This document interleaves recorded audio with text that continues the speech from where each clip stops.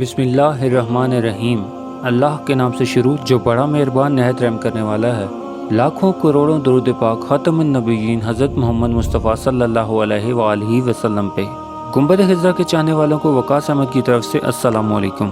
تاریخی اعتبار سے دنیا کا اہم ترین شہر بیت المقدس جب فتح ہونے جا رہا تھا تو فاتح فوج کی سپہ سالار نے اپنے حاکم سے کہا کہ آپ آئیں اور شہر کا چارج سنبھالیں، اور یہی شرط اس شہر کے موجودہ حاکم نے بھی رکھی تھی کہ نیا حاکم آئے گا تو اسے ہی شہر کی کنجیاں دی جائیں گی۔ چنانچہ حاکم نے آنے کی اطلاع کر دی اور لوگ اس کی آمد کی تیاریوں میں مصروف ہو گئے۔ جس دن اس حاکم نے شہر میں داخل ہونا تھا اس دن صبح سویرے لوگ اس کے استقبال کے لیے شہر کے باہر جمع ہونا شروع ہو گئے۔ دن چڑھا تو دور گرد کا غبار اٹھا تو لوگوں کو لگا کہ حاکم کی سواری آ گئی ہے۔ جب غبار چھٹی تو دیکھا ایک اونٹنی کی مہار تھامے ایک شخص پیدل چلا آ رہا ہے، جبکہ دوسرا شخص اس اونٹنی پہ سوار ہے۔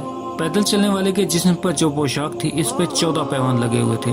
پاؤں کیچڑ میں لت پت ہونے کی وجہ سے جوتے ہاتھ میں پکڑے ہوئے تھے اور دوسرے ہاتھ سے اونٹنی کو کھینچتا ہوا آ رہا تھا۔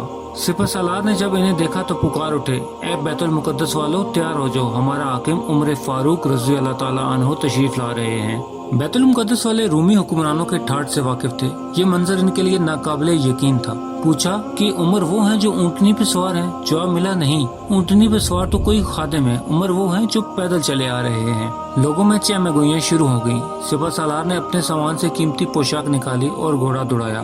گھوڑا دوڑا کے عمر فاروق رضی اللہ تعالیٰ عنہ کے پاس پہنچا اور کہا کہ آپ یہ پوشاک پہن کے تیار ہو جائیں تاکہ شہر والوں پہ روب پڑ سکے۔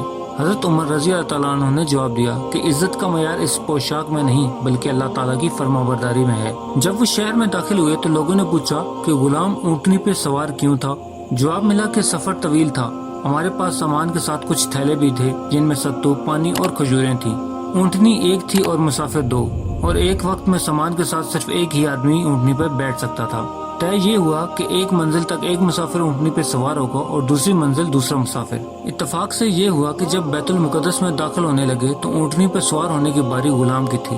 اس نے کہا بھی کہ وہ پیدل چل لے گا، لیکن میرے ضمیر نے گوارا نہ کیا۔ جی ہاں، یہ تھے حضرت عمر رضی اللہ تعالیٰ عنہ جو 22 لاکھ مربع میل پہ پھیلے رقبے کے اکیلے حکمران تھے۔ یہ تھے وہ صحابہ جن کی تربیت خاتم النبیین حضرت محمد مصطفیٰ صلی اللہ علیہ وآلہ وسلم نے خود کی تھی۔ یہ دنیا اگر 7 مرتبہ بھی بنائی جائے تو عمر جیسا ایک بھی حکمران پیدا نہ کر سکے گی، کیونکہ عمر کے پاس اللہ کی ہدایت و حضرت محمد مصطفیٰ صلی اللہ علیہ وآلہ وسلم کی ٹریننگ تھی۔ نبی کریم صلی اللہ علیہ وآلہ وسلم کے تمام صحابہ، خلفائے راشدین، امہات المومنین ہمارے سر کے تاج ہیں اور رہنمائی کی روشن ستارے ہیں۔ اللہ تعالیٰ ہمیں ان کے نقش قدم پہ چلنے کی توفیق عطا فرمائے، آمین ثم آمین۔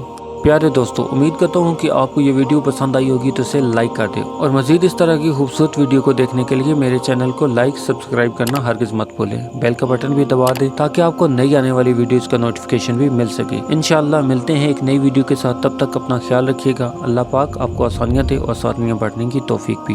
اللہ حافظ۔